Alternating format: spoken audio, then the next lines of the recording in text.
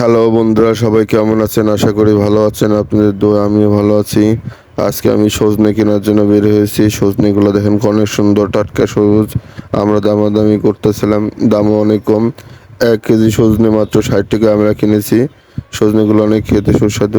আমরা সামন দিকে যাইতেছি, আমাদের আরও কিছু লোকজন আছে বাকি, তার জন্য আমরা বাজারের ভিতর দিকে হেঁটে যাচ্ছি। এখন একটু দুপুরবেলা তো লোকজন কম, এইদিকে চারিদিক ঘুরে ঘুরে যাইতেছি। এদিকে ফলের দোকানগুলো, ফল। আর একটু সামনে অনেক গরম পড়তেছে, প্রচুর পরিমাণ গরম। আর আপনারা যারা আমাকে লাইক কমেন্ট শেয়ার করেন, আমি সবাইকে রিপ্লাই দেওয়ার চেষ্টা করি। কমেন্টস করবেন, কমেন্টস করলে সবসময় সাপোর্ট পাবেন।